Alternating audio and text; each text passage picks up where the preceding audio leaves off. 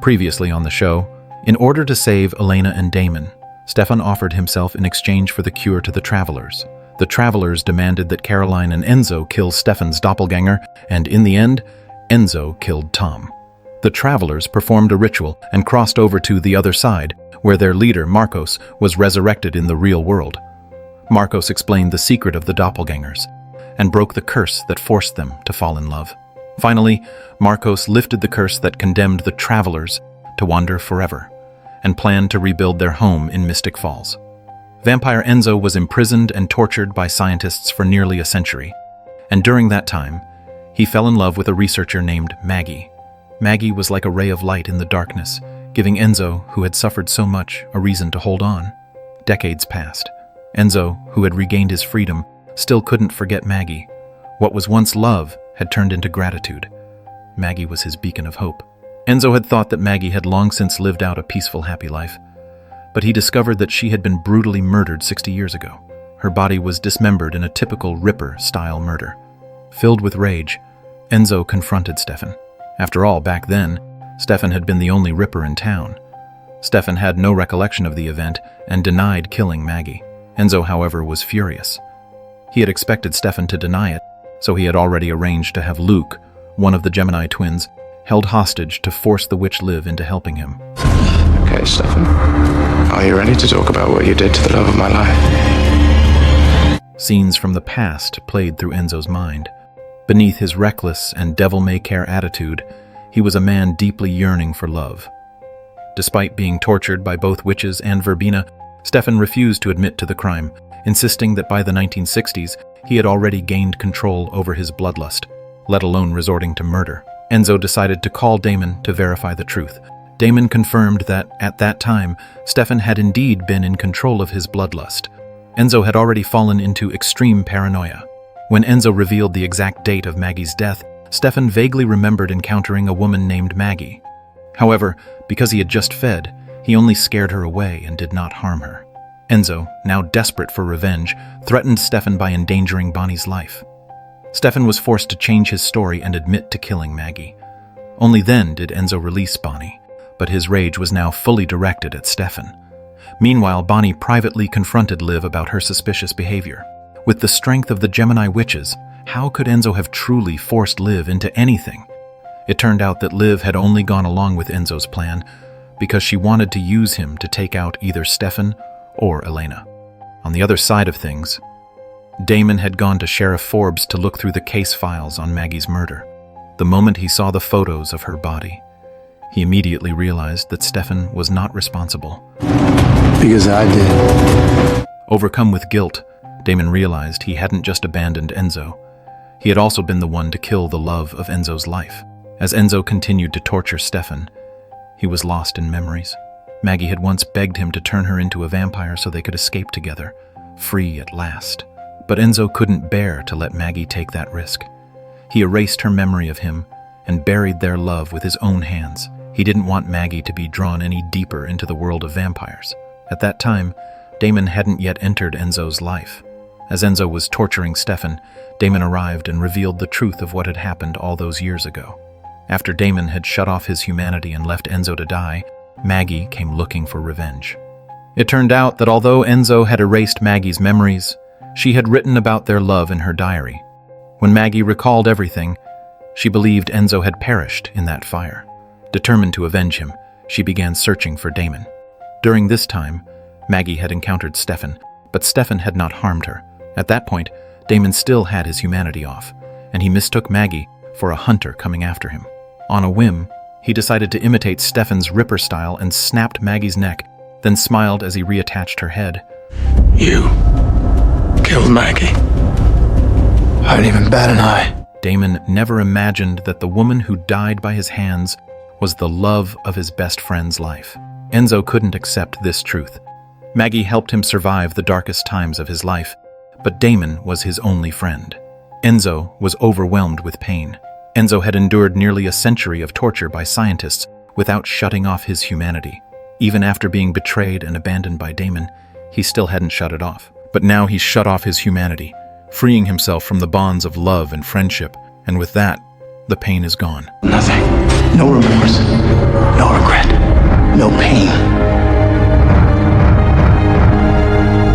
A single tear fell. As Enzo prepared to say goodbye to his past, Damon rushed forward to stop him. But when Enzo opened his eyes, he seemed like an entirely different person. To prevent Enzo from hurting others, Damon suggested they go on a trip. After all, Enzo had always wanted to visit Cape Town. Damon worked to keep Enzo calm while also helping Stefan break free. But unexpectedly, Enzo bit Liv. At this moment, he was acting purely on a whim. Damon rushed to stop him, but Enzo struck Damon down with a heavy blow. At the same time, Stefan landed a powerful punch to Enzo's face. Enzo used the moment to abduct Elena. Damon wanted to go after them alone. He didn't just want to bring Elena back, he also wanted to save Enzo. Stefan understood his brother's intentions. You can't save him. The witch is dying. Stefan can only use his own blood to heal Liv first. Then he flashes and chases after him Elena, who had also once turned off her humanity, tried to persuade Enzo not to run from his feelings, telling him that all the pain and torment he was avoiding would eventually come flooding back. Annoyed by Elena's incessant talking, Enzo prepared to grab a wooden stake to kill her. Elena wasn't about to just sit there and wait, but in the end she was no match for Enzo, who knocked her out. Stefan arrived before Damon and purposely led Enzo away. When Damon arrived, there was only unconscious Elena Stefan was holding back during the fight, because his brother, Damon, owed Enzo so much. Stefan would never kill Enzo unless there was no other choice. But Enzo's attacks were ruthless, each strike filled with lethal intent. Enzo was about to set Stefan on fire, thinking how much that would hurt Damon. Enzo fiddled with the lighter but hesitated to light it. Instead, he started talking non-stop until Stefan drove his hand into Enzo's chest and grabbed his heart. Enzo sneered and said, "This is the real revenge on Damon." Enzo used his own death to make Damon experience his pain. The closest brother killed his best friend. Stefan couldn't bring himself to tell Damon the truth, so he used Enzo's phone to send Damon a text. At that moment, Damon had just dropped Elena off at home. Seeing the message, he assumed Enzo had gone off to Cape Town on his own. Later, Stefan confided in Elena, and they both feared that if Damon ever found out the truth, the guilt might drive him to shut off his humanity again. To be absolutely sure, Stefan called Bonnie and asked her to keep the secret as well. But no sooner had they hung up than Enzo's spirit appeared. Enzo had seen everything Stefan did. If Damon were to be kept in the dark, his revenge would be meaningless. Can I mention how good I am at revenge? Damon believed Enzo had gone on a solo trip, yet he was still plagued with guilt. Saving Enzo had become his life's mission. How could Stefan tell Damon that his only friend had died at his hands? In truth, the brothers were now even. Damon had once killed Stefan's best friend, Lexi. Now, Stefan had killed Damon's only friend, Enzo. Stefan tried to help Damon move past his guilt by belittling Enzo. The whole time I was in that cell, every time I'd say something terrible about you or blame you for not coming to rescue me, Enzo would bring me back from the edge. But as soon as the words left his mouth, Stefan couldn't bring himself to say anything else bad about Enzo. It turned out that not only did Damon owe Enzo a debt, but Stefan did too. It's too late to make amends, Damon. You know me. Never let go of a good vendetta. And this one is just getting started. The travelers, who had been wandering for centuries, were preparing to take over the vampire's home. They needed the doppelganger's blood to build a barrier that would break all magic. After Tyler was possessed by one of the travelers, his werewolf advantage finally kicked in. Every few hours he was able to regain control of his body, which was why he remained chained up. This time, Tyler came to his senses and found a woman seducing him. To avoid arousing the woman's suspicion, Tyler maintained a close relationship with her while simultaneously extracting information. When he learned that the travelers were planning to capture the doppelgangers, Tyler could no longer keep up the act. He had to warn his friends. So Tyler shifted into his werewolf form, broke free from the chains, and fought his way out of the travelers' camp. Meanwhile, Damon enlisted Luke to cast a locator spell to find Enzo. What puzzled Luke was that no matter how many times he cast the spell, he couldn't pinpoint Enzo's location. Stefan was feeling incredibly guilty because Enzo was already dead, at his hands. At that moment, Tyler rushed in with news. The doppelganger's blood could break all magic. Once the travelers established their anti-magic barrier in the town, both vampires and werewolves would revert to their pre-transformation state, which meant death. To avoid the travelers, the group moved into a cabin in the woods. Little did they know, Enzo's spirit had been lurking among them all along. Meanwhile, Bonnie received another warning from her grandmother. The other side was about to collapse, and as the anchor that linked the two worlds, Bonnie would disappear with it. Sheila accidentally knocked over a lamp, and both women's expressions turned grim. Spirits weren't supposed to be able to touch anything in the physical world. This was a sign of how serious the situation had become. In order to keep Stefan's secret, Elena lied to Damon, which made her feel incredibly guilty. She wanted to come clean to him, but Stefan disagreed. Their whispered conversation didn't escape Enzo's ears, but as a mere ghost, he could do nothing. After they left the warehouse, a furious Enzo punched a light bulb, and to his surprise, he found he could actually touch objects in the living world. Elsewhere, Jeremy and Matt were interrogating the traveler who had possessed Tyler. Tyler had urged them not to hold back in torturing the psychopath inside him, even though it was still his body. Under the combined burning effects of vervain and wolfsbane, the traveler, named Julian, finally caved. He agreed to leave Tyler's body, but only if they brought him his own. With Luke's cloaking spell protecting them, the travelers couldn't locate the doppelgangers, so they felt smug and relaxed. But crises often come from within. While Elena was taking a shower, Enzo was there the entire time, watching. Then he suddenly pushed her head underwater. Luckily, Damon arrived just in time, and Enzo stopped his prank. Damon had experienced being pranked by ghosts before, but this time he couldn't figure out who the ghost might be. Hearing this, Elena immediately thought of Enzo. She told Damon about Enzo's death. Enraged, Damon stormed off to confront his brother. Meanwhile, Stefan had learned from Bonnie that the other side was collapsing, which was giving Enzo a chance to wreak havoc. Enzo! You in here? I don't reckon I'd miss this. Just knock it off! Caroline suddenly realized that drowning Elena had just been a distraction. Enzo must have had another goal in mind. Enzo admired Caroline's insight, but they couldn't hear him.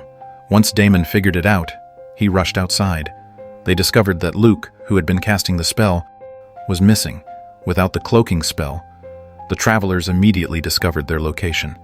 The brothers eventually found Luke in the warehouse, but it was a trap Enzo had set. As a ghost, he was invisible and untouchable, leaving the brothers helpless against his revenge. The fire was spreading fast. To calm Enzo's fury, Damon promised to find a way to bring him back to life. After all, the other side was falling apart.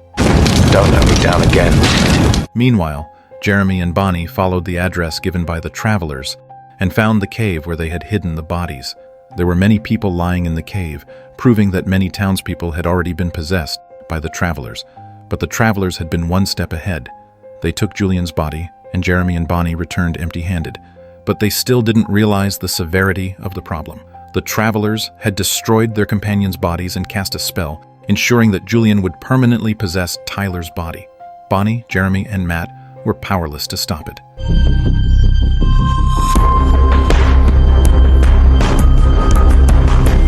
Caroline was still upset that Stefan had kept the truth from her, choosing to tell Elena instead. Caroline's sensitivity and need for control were clear signs that she had feelings for Stefan, though she wasn't ready to admit it yet. Stefan managed to get Caroline laughing with just a few words. Once the tension had eased, Stefan opened up. He explained that the reason he had kept the truth about killing Enzo a secret was because he cared about how Caroline would feel. He didn't want to upset her. After all, Caroline still owed Enzo a favor. After explaining, Stefan ended with a confession-like sentence, which melted Caroline's heart. I didn't want you to think any less of me. On their way back to the cabin, Stefan was suddenly captured by the travelers. At the same time, Damon and Elena had reconciled. Unlike Stefan, Damon wasn't exactly smooth with his romantic gestures. His declarations of love always came out of nowhere. One second he was sulking, and the next he was passionately kissing her. It took Elena a while to recover from the sudden kiss. Damon only left a dashing figure. Unexpectedly, the travelers attacked at this time, coming from all directions and chanting the spell together. Elena's head ached. In the end, both doppelgangers fell into the hands of the travelers. Doppelganger blood was the most precious magical ingredient in the world. The witches began to drain Stefan and Elena of their blood while feeding them human blood, ensuring a constant supply. Stefan and Elena were drained of blood for 4 days and 4 nights. Finally, on the 5th day, a mysterious figure freed Stefan from his shackles. Once Stefan was free, he immediately rescued Elena. During their time missing, Damon had been tirelessly searching for them.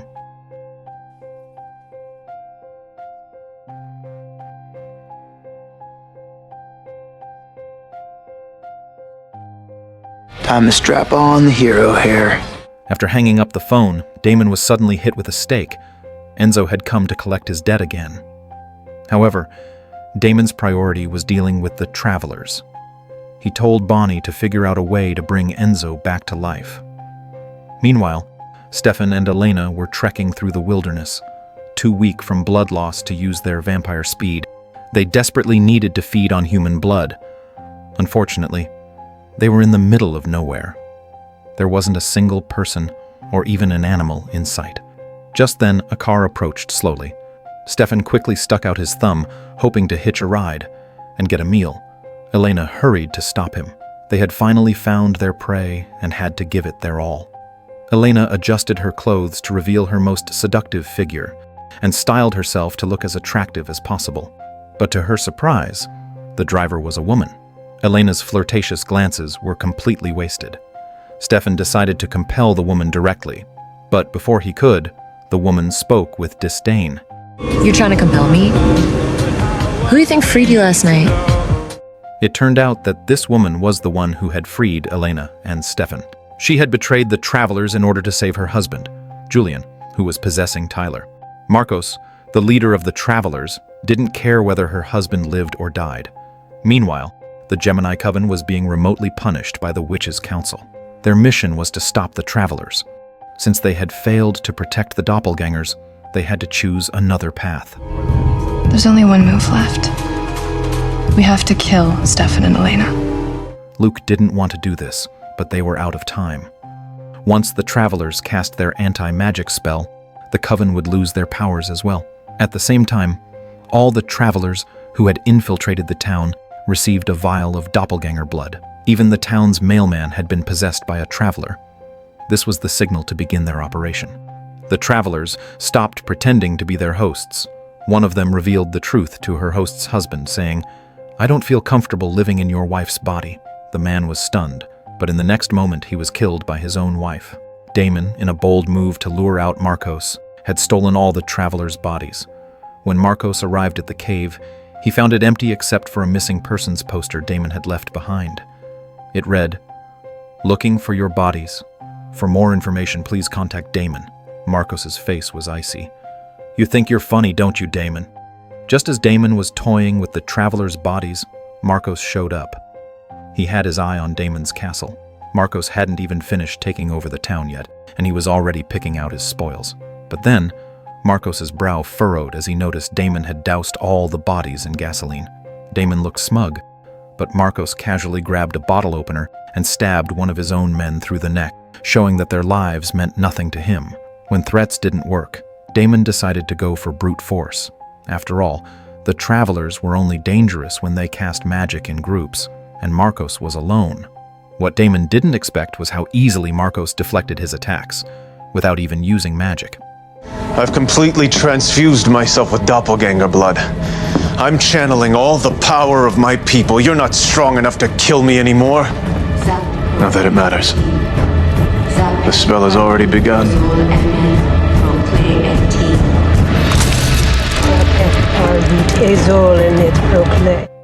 Want to know if the travelers succeed and if Damon can defeat Markos? Follow me to watch more exciting and thrilling episodes.